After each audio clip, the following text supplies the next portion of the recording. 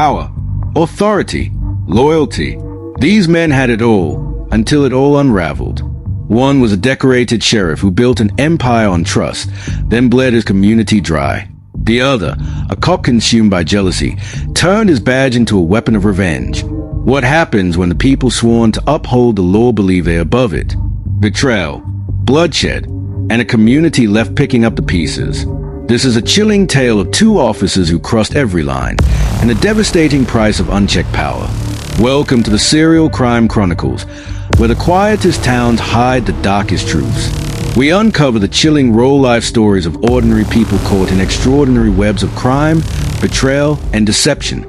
From vanishing waitresses to smiling neighbors turned killers, we bring you the crimes they thought they buried, until now. If you crave the untold, the unexpected, and the deeply human side of true crime, you're in the right place. Don't forget to like, follow, share, and comment below, because every crime has a story, and every story deserves to be told. On today's episode, people in law enforcement have a lot of power, and sometimes that power goes to their heads. Today, you'll learn about two arrogant officers who thought they were above the law. 36-year-old NYPD cop Sean Armstead was scheduled to work a midnight shift on May 8, 2022 in the Bronx, but he called in sick. He knew his wife of 9 years was cheating. He texted her to leave the other man and come home, but she didn't listen, so he decided to go out and find her. He tracked her phone, and at around 10:45 p.m., he saw her drop off 20-year-old Edward Wilkins at his vehicle. Wilkins was one of her employees at her dog walking business.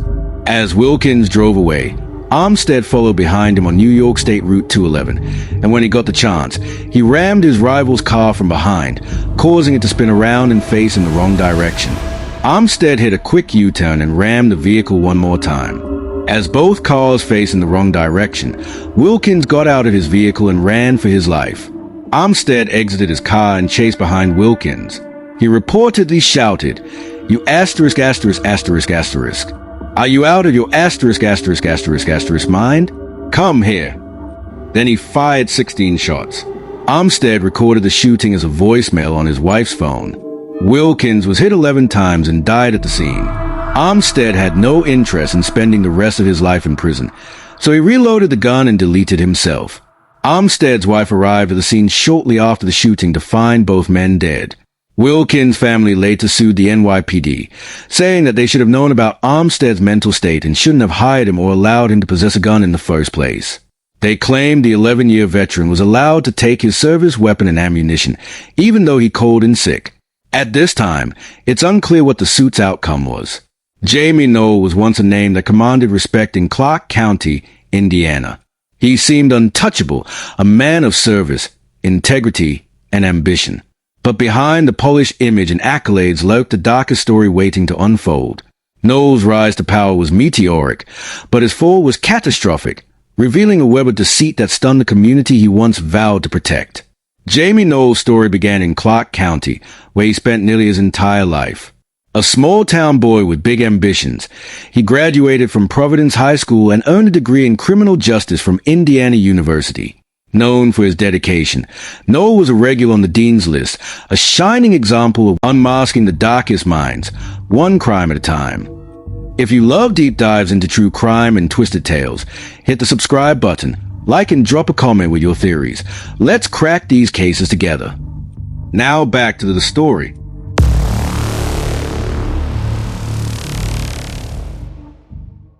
Where he spent nearly his entire life. A small-town boy with big ambitions, he graduated from Providence High School and earned a degree in criminal justice from Indiana University. Known for his dedication, Knoll was a regular on the dean's list, a shining example of what hard work could achieve. He joined the Utica Township Volunteer Fire and EMS Department in 1987. Rising through the ranks, he became fire chief by 1993, earning accolades like the Midwest Award for Lifetime Achievement in Fire Service. His career expanded into law enforcement, where promotions and commendations marked his 22 years with the Indiana State Police. From undercover narcotic detective to assistant post commander, Knoll proudly wore his badge, collecting awards for valor and life-saving efforts. He wasn't just a servant of the law, but also a rising political star. A staunch Republican, Noel climbed the party ranks, chairing committees, and even owning Governor Mike Pence's appointment to the Indiana Homeland Security Board. It was a historic moment when he ran for Clark County Sheriff in 2014. Noel broke a decades-long Democratic stronghold, becoming the county's first Republican sheriff in recent memory.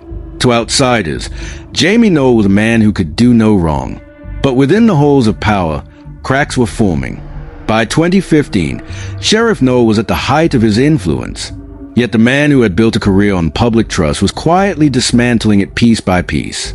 For years, Noel had been siphoning funds from the Utica Township Volunteer Firefighters Association, where he served as president and CEO. The organization's coffers, meant for emergencies and community service, became his playground. The revelations, when they came, were staggering. Over $2 million had been funneled into Noel's lavish lifestyle. Luxury cars, exotic vacations, high-end gifts, and even Hooters tabs were paid with public funds. His greed didn't stop there. County employees were ordered to run personal errands and work on his property during work hours. Noel treated public resources as his own, even using fire department funds to cover court-ordered child support after an extramarital affair. The audacity of his scheme shocked even seasoned investigators. Noel purchased more than 100 luxury vehicles with stolen funds, flipping them for profit. His crimes weren't merely financial. They were a betrayal of every oath he had taken. Noel's empire began to crumble in June 2023 when the Indiana State Police launched an investigation into his activities. Whispers of theft and misconduct had grown too loud to ignore. Over months, detectives uncovered a tangled web of financial fraud, money laundering, and abuse of power. In August 2024, the truth came crashing down. Noel pleaded guilty to 27 felony charges, including theft, tax evasion, official misconduct. The once proud sheriff now stood in court as a convicted criminal, his carefully constructed facade obliterated.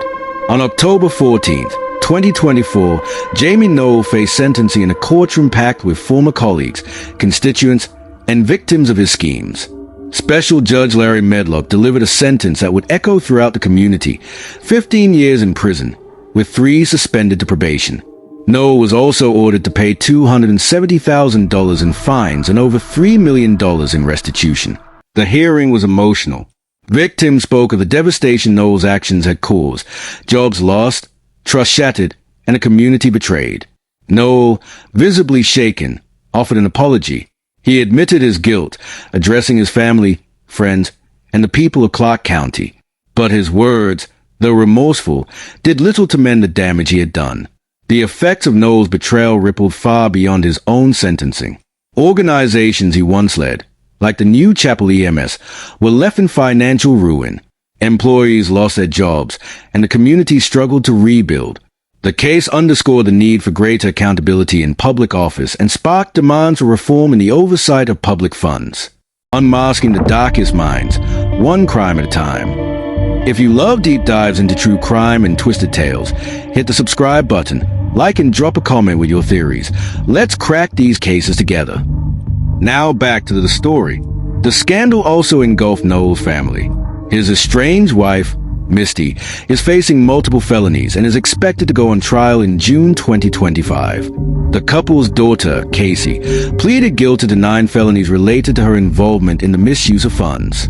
She was sentenced to 5 years in prison, but 51 months of the sentence was suspended.